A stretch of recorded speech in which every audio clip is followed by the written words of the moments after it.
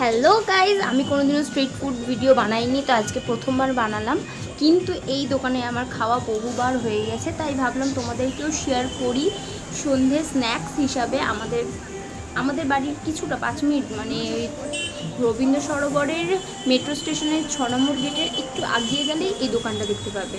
আর এই দাদাটা এরকম নানা ধরনের কাবাব বিক্রি করে, মানে অসাধারণ বানায়, যেমন জুসি তেমনই খুব ভালো। আমি ছোট্ট একটা শর্ট ভিডিও নিয়েছি, সেদিনকার দাদাটার সাথে কথা বলার টাইম পাইনি ঠিকই, কিন্তু দাদাটার মা দাদাটাকে হেল্প করছে। আমি দাদা বলবো না কারণ ও আমার সমবয়সী, তাও আমি তোমাদের জন্য বলে দিলাম। যাই হোক, তো আমরা রোজই খাওয়া দাওয়া করি, ভীষণ ভালো মানে বানায়।